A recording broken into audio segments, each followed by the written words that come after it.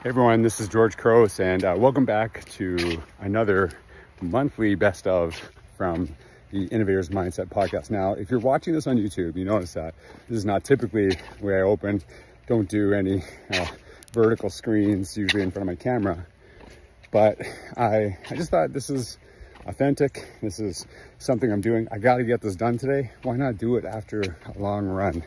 And just thinking about some of the things I want to share with you before we get into our great guest. And what I was thinking about today on my run was I posted a picture of myself, I think it was in 2017, of me at a speaking event. I'm going to tell you, I compared it to a picture I just got of me last week speaking. It doesn't look like the same person at all. And I remember that at the time, I was really struggling. I was really having a hard time, not only physically, but mentally. And still, right now, I'm gonna tell you, I have struggles mentally too and physically. I don't want you to think that I look different, everything's fixed. It's not how it works, but I'm better than I was then. But I'll tell you the one thing, even though I couldn't recognize that person, there's things that are very similar to that person, to what I am today. That person didn't give up. He kept going, even when things didn't work. And there's some times where I'm a little grateful that I struggled so hard because I got out of it. And when I struggle now, I know from history, I got out of it. So wherever you are, if you're on the upside, the downside, you've been on the upside, you've been on the downside, but you probably got to the upside way more. You can get out of it. I did. I'll fall again, but next time I do, I know I have the tools to move forward. That's what I want to share with you as you go in. There's going to be other great conversations today. I hope if you like this format, I'd love to hear from you. You see sweat literally falling off my beard. Not maybe the best visual, but it is what it is. Welcome back to another episode of the Innovator's Mindset podcast.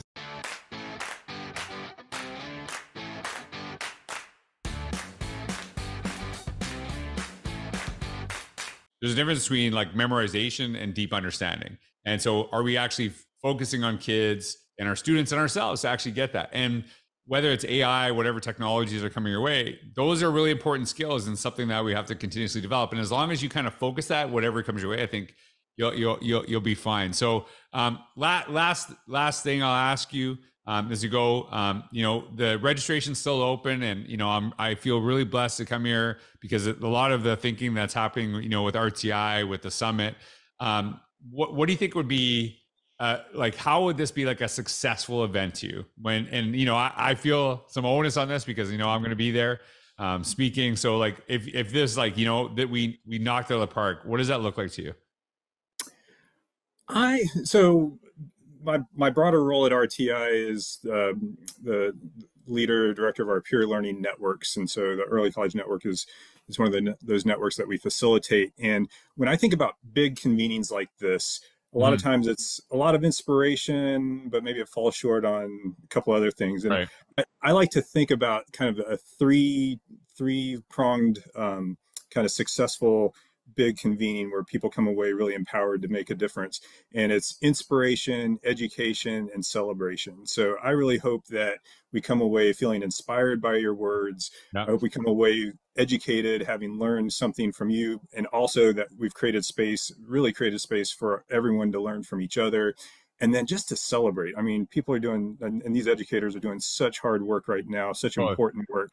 And so to be able to celebrate that this comes at the end of the typical school year. So it's a moment to step out and say, you know what, we've made it through another year. We've graduated another round of students, and it's just a moment to celebrate. So, yeah. And I think, that's something that that's my focus every time. So I'm like really excited. I'm like, okay, that's what I try to do. Because the idea of, we want people to be challenged, kind of talking about education so that they grow, but also feel affirmed, right? And Dwight Carter and I always talk about this. We talk about this notion of finding the balance of a warm bath and a cold shower, right? The warm bath, you feel really good, like you feel appreciated. The cold shower is like, oh, we got to pick it up a little bit. And sometimes if you have too much of one or the other, it doesn't really kind of help long term. So I love it. I'm really excited to join you all.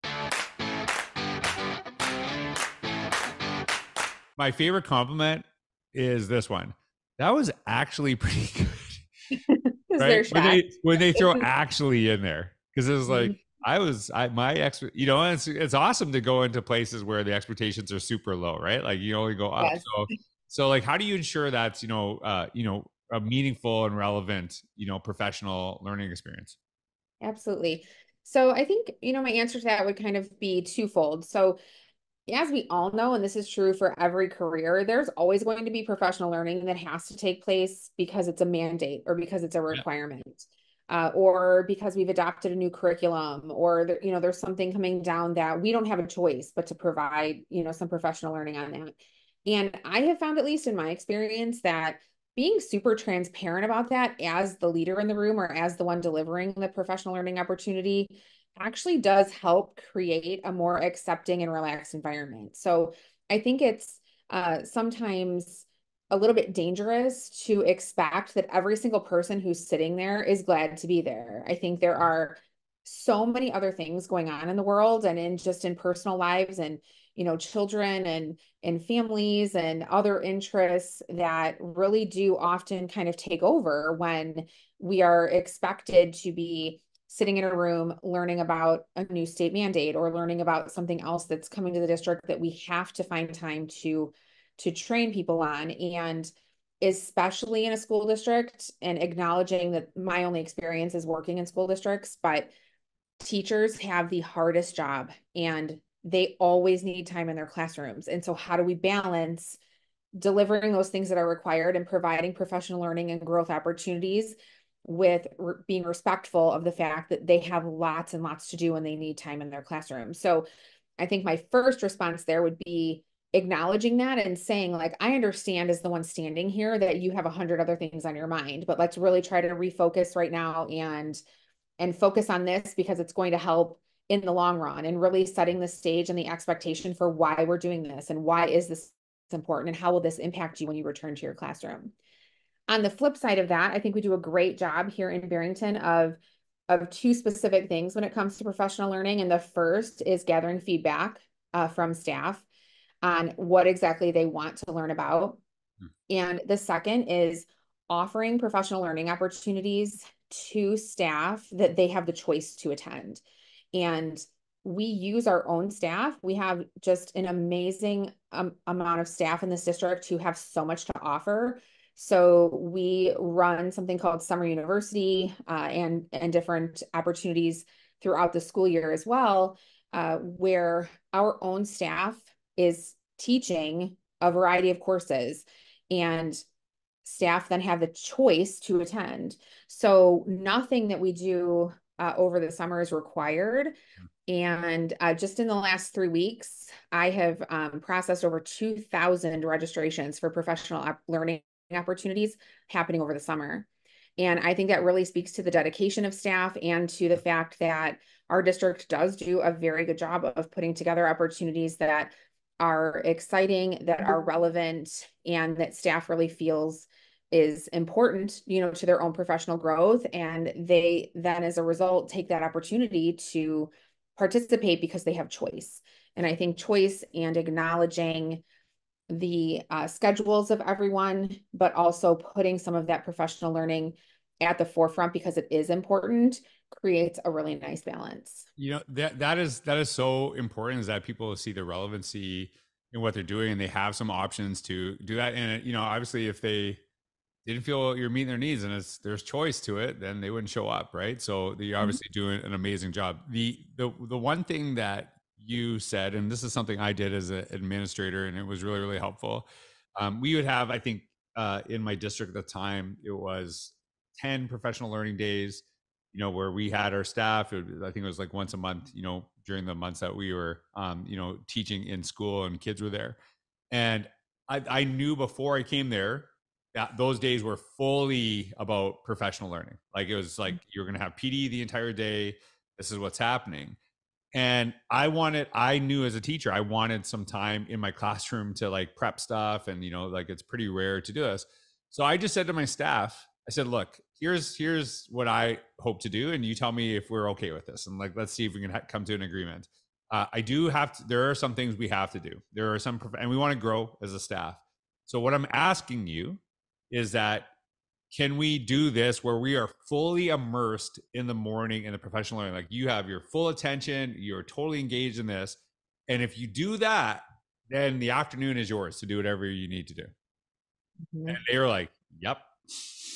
Yeah. And it was, and Right. just like, and I actually remember one time people were checking out. I'm like, do you remember we made this deal? Do you remember we made the deal? And they're like, yeah, we got you. And so, and it was, they so appreciated that because I think, it's, there is a thing that it does kind of bug me in the sense that we believe if we're not delivering something, people aren't learning, as opposed to the idea like they're doing a ton of learning, on their own. It's not like you have to, something has to be delivered. We want our students to find their own pathway to, find that success.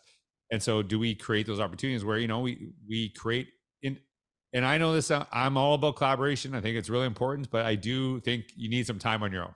You need some isolation time, and you can't really bring anything valuable to a group if you don't actually have time to reflect, think, and create some stuff together. So I love kind of that focus that you have. You did mention before we got on the podcast the focus on social emotional learning, how utilize that for students.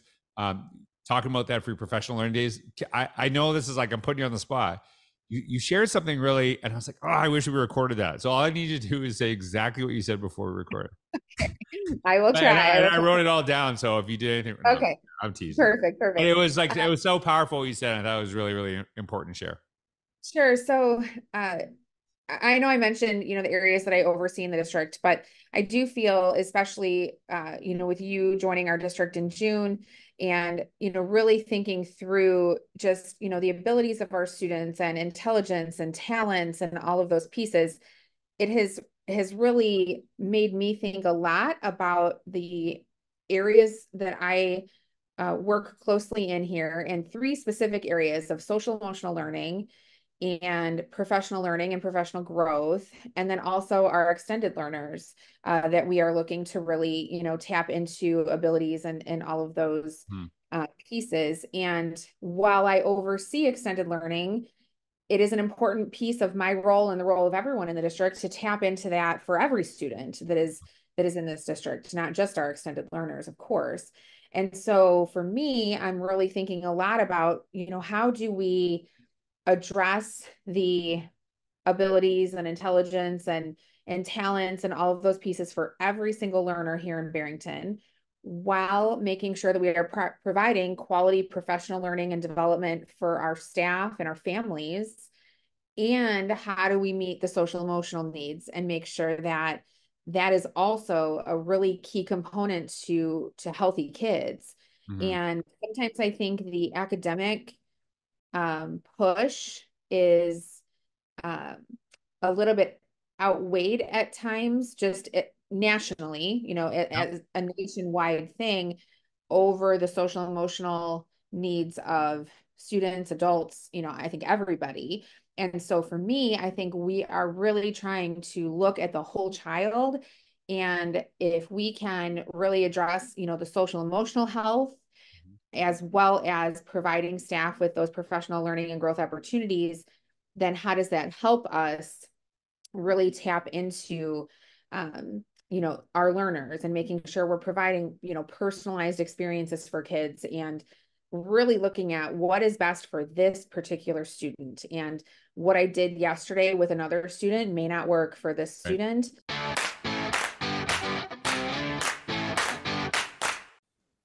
It kind of connected with me. I was always kind of focusing on innovation, right? And I know that's really important. Is like, really, how do we create new and better opportunities for our kids? And so I was so focused on that I wasn't really talking about like basic skills that our kids actually need, right? And so I always use this analogy. I think it really connects with me. Is when you think of jazz musicians, the ones that are known for being the best have the ability to improvise on the spot. They can like create music but the reason they have the ability to do that is because they are so fundamentally sound that they've learned those things. So really kind of as I'm listening to you talk about this in your work, it's not like, hey, we're just going to end at reading. It's like, we know that if we actually have the kids with the ability to read and write, that it actually opens up doors to them no matter what level they're at. So the more we kind of focus on, that floor, then we actually vastly rise the ceiling, which I think is really, really powerful. So I absolutely love that. And Jasmine, and maybe Leslie, I'll get you to kind of expand on this too. One of the things that you talked about, and I feel like I'm being a little selfish here because I am keynoting MTSS conference in California. And I told them, like, I'm not the expert. I'm not the expert. So I feel like this is like a really great way for me to kind of learn more about some of the things you're doing. Cause I think my big thing is I don't like telling people what to do. It's not my thing. I just share ideas with you. And then you got to kind of figure out what you're going to do with that information, because I always default to the people in front of me as the experts. And one of the things that it really talking about, how do you focus on your, multi-tier support system, that you really focus on every student sometimes. And I thought it was really interesting when you talked about, and Jasmine or Leslie, you can jump in on this. You talked about kind of sometimes we see the external, we have external, internal things that we recognize. So how are you ensuring that, like, literally every student, every learner in your community is getting the support they need where they need it? So I can start. Some students, as we know, raise their own flag. It's clear that they need support. There's something going on. We need to be curious and learn what they need and provide those supports. But then there's other students who may not raise their own flag, and they may be quiet, and they may have needs that we don't see. And so we have made a concerted effort to see all of those things. And so, Jasmine, you can explain, if you want, how we've connected our staff to all of our students. We have we approach everything through that MTSS lens that you were referring to, the multi-tiered systems of support. And so what do we do at tier 1 to ensure that we catch every student and no one slips through the cracks? And so what Leslie's talking about when she says raising their own flag, the kids with the externalizing behaviors we can identify, but we want to systematically identify students that have internalizing behaviors that we can't necessarily see or notice, because those are the quiet kids. So we have meetings where we meet as a staff, and we have our teachers look at their class lists, and we talk about who on your class list have you not connected with recently? Who have you noticed has been more withdrawn or more quiet recently? Where do you see some concerns? Have you noticed any difference in behavior? And when you have the power of doing that at a junior high school, and you have multiple teachers across the day, if we're noticing a trend, across multiple classes, or even if it's only in certain classes, we can ask the other teacher, what is happening differently in your class? But all of that helps us bring to the surface students that we maybe need to refer for counseling, or have conversations with, or talk about, do they need to see the social worker? And we don't want to miss those students because their behaviors are not the kids that are in trouble up in the office. So that's the way that we try to do that systematically. There's also SEL universal screeners that they can assess and answer, and we use some of that a little bit too. But we find that this, very close analysis of our kids in a systematic way helps us kind of make sure we're doing that on a regular basis.